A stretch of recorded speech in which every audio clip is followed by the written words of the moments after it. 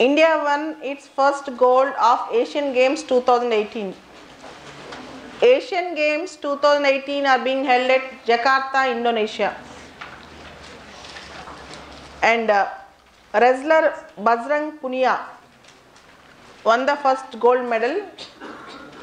Wrestler Bajrang Punia won the first gold medal in Asian Games which were being held at Jakarta. And in women wrestling also we got a gold. Apart from that, shooters Ravi Kumar and Apurvi Chandela. Shooters Ravi Kumar and Apurvi Chandela won bronze medal. They both won bronze medal. In Kerala, officially death toll rises to 210. Officially death toll rises to 210. Over 7 lakh people taking shelter in relief camps. Kerala is worst affected in floods, you all know that. There is an issue that is going on between India-Pak relations, and there is a lot of criticism that Sidhu have hugged the Pak Army General, Army Chief. The cricketer Navjot Singh Sidhu have given a hug to Pakistan Army Chief. The issue is going on. And next important thing is not by force but by Gandhigiri. Gandhigiri, what do you mean by Gandhigiri? Gandhigiri means following Gandhian methods, Gandhian Marga. Peace and non-violence. Santiyuta Margam. Gandhi Margam, Santiyuta Margam. Peace and non-violence. Coming to important news yesterday, One India, One Election. One India, One Election are simultaneous polls where Mr. Rawat, the Chief Election Commissioner, told it is not practically possible to conduct simultaneous elections. It is not practically possible to conduct simultaneous elections. He told legally also it is difficult. The reason is, if you want to advance the polls of state legislatures or you want to defer the polls, you need to make a constitutional amendment. You need to have a constitutional amendment. We require more than 24 lakh EVMs, electronic voting machines, and increased number of VVPATs, voter verifiable paper audit trials, which is not immediately possible. And you all know that in December we are going to have Mizoram, Chhattisgarh, Madhya Pradesh, Rajasthan elections. Mizoram, Chhattisgarh, Madhya Pradesh, Rajasthan elections. So the first problem is legal problem. Second problem is technical problem. Beyond that, states are also complaining that if you conduct elections simultaneously, it will affect the federal spirit and affect the regional parties. It will affect the federal spirit and also affect the regional parties. You know why? When you enter into a polling booth, when the elections simultaneously are going on for Lok Sabha and state assemblies, the mindset of an average Indian voter, is he will vote for the same symbol. Generally, national parties with their prowess and dominance, with their bigger hand, they can promote their symbol and their party more. So people who enter into the polling booth, if they vote for one symbol to the national party, automatically our mindset goes to vote for the same symbol to the local party. This is the thing. I think you all know symbol carries in India a lot of weight. Yes. Election symbol. The reason is people are semi-literates or illiterates. Masses are semi-literates. Generally they won't read the name. They will see the symbol. Symbol carries a lot of weightage. It has a psychological game. You all know national party can carry a same symbol throughout India. Whereas state parties do not have that capacity, that rule. Rules will not permit, because the Samajwadi Party same cycle and TDP cycle. Like that, symbols repeat in the regional parties. But in the national parties throughout nation, they will have the same symbol. And if you conduct elections throughout India, the symbol carries a lot of weight, and Lok Sabha, if they vote the symbol, and state assemblies also they will vote for the same symbol. This has happened in 2004, 86% of the voters voted for the same party, national party. In 2009, 76%. In 2004, 77%.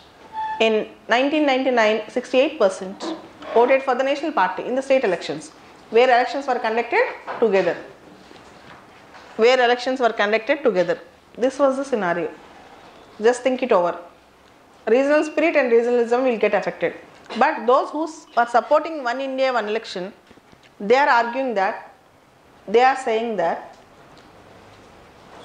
election expenditure and policy continuity, because all the time for every 1 year, 2 years we will have elections, one time national elections, one time local elections, one time state assembly elections.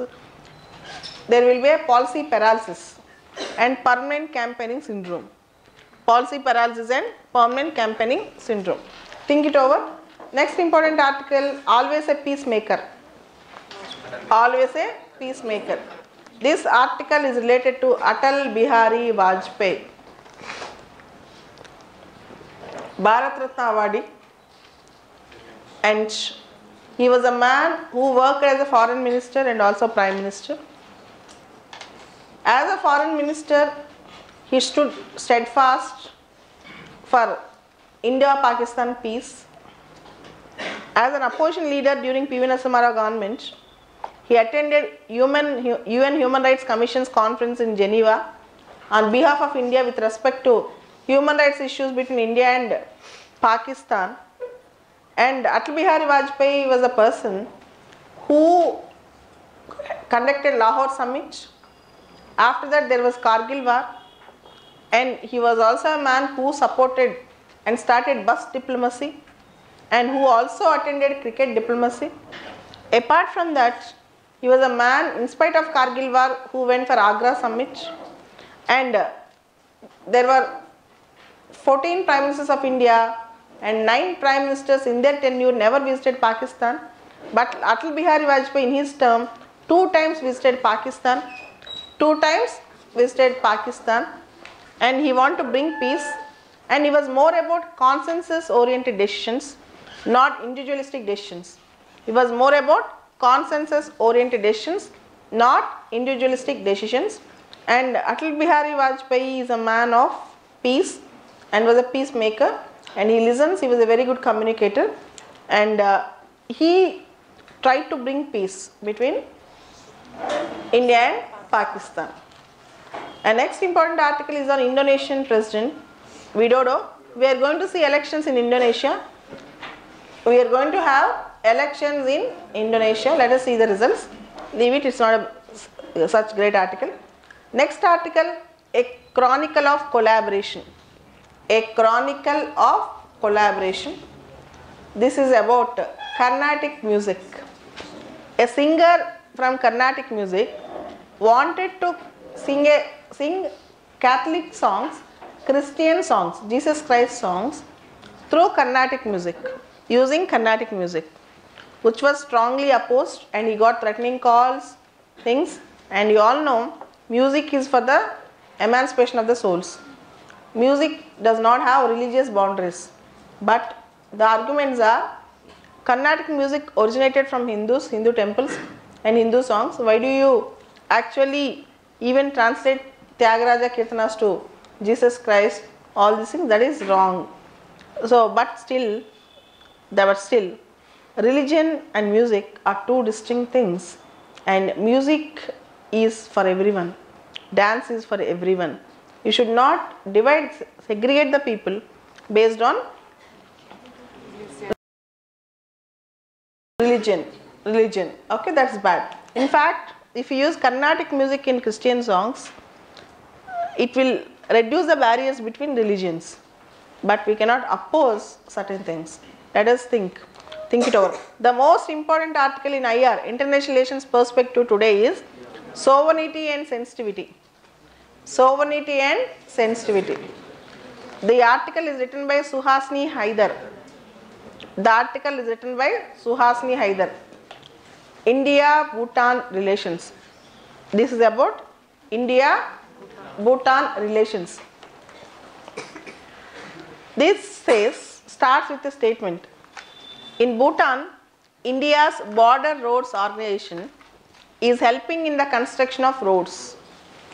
India's BRO, Border Roads Organization, is helping in the construction of roads. Some of the stickers on the roads in the countryside of Bhutan, mountain side and villages, the passing on stickers on the road, they were with tricolor, Indian flag color. And Bhutanese media is considering that it is an invasion on Bhutan's sovereignty and integrity. It is an invasion on Bhutan's sovereignty and integrity. And it's a matter of concern, though very small issue. That's a very small issue. Here you should understand India-Bhutan relations. You all know India-Bhutan have a friendship treaty in 1950. That treaty was revised in 2007. Revised friendship treaty 2007. India no more plays a key role in Bhutan's foreign affairs. India no more plays a key role in Bhutanese foreign affairs. Now the thing is, now the situation is, Bhutan have a constitutional monarchy. There are political parties in Bhutan. People's Democratic Party in Bhutan is very supportive, pro-India. Bhutan has a potential in hydroelectricity, and we have Chukka project, Punaschengu project, many projects between India and Bhutan. India is purchasing hydroelectricity from Bhutan. India is supporting Bhutan's 5-year plans. Indian rupee is legal tender in Bhutan. Indian rupee is legal tender in Bhutan. And Bhutanese administrative officers, police officers are getting training in India. Bhutan's elections were also conducted under Indian support. In fact, in the recent Doklam issue, Bhutan got sandwiched between China and India. Near Bhutan, there is a place called Chumbi Valley. Near Bhutan, there is a place called Chumbi Valley. And this Chumbi Valley, China wanted to occupy. The earlier Bhutan government was ready to give Chumbi Valley to China, which India strongly objected. India strongly objected this. So, sovereignty and sensitivity. This is really important. And next important current affairs, India-Japan. India-Japan Annual Defence Ministerial Conference was held at New Delhi. India-Japan Annual Defence Ministerial Conference was held at New Delhi. And Helena, anti-tank guided missile, HELINA. Helena is a anti-tank guided missile. We have one more anti-tank missile. What is that? NAG. NAG is also anti-tank missile. What do you mean by anti-tank missile? You all know war tanks. These missiles can actually it can fight, destroy the tanks, anti-tank missiles. And we have one more missile test called SAAW, Smart Anti-Airfield Weapon, SAAW, Smart Anti-Airfield Weapon. So we have two important things. One is Helena, second is SAAW. So these are the important current affairs. Apart from that, there is very important news. The report given by NABARD. 52.5% of agricultural households are in debt. Crisis. They were in debt. They were indebted. They have a lot of loans. More than 50%, 52% of agricultural households, farm households are in distress. They are in distress. This shows the pathetic situation of Indian agriculture. The people who are relied on agriculture, who relied completely on agriculture, because we do agriculture for sustenance, not on commercial basis.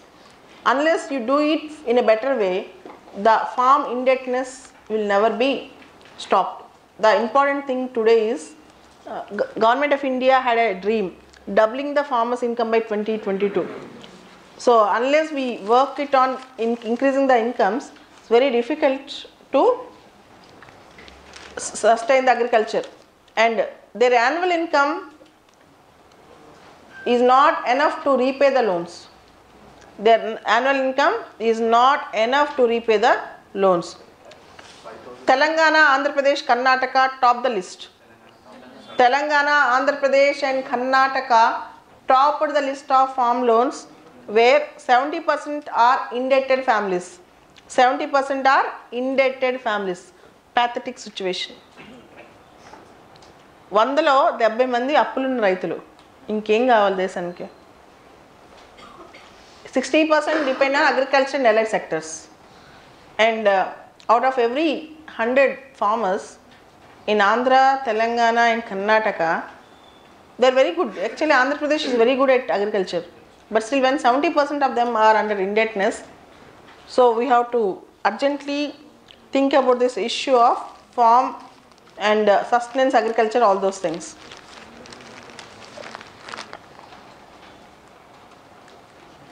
Okay, done. These are the important current affairs.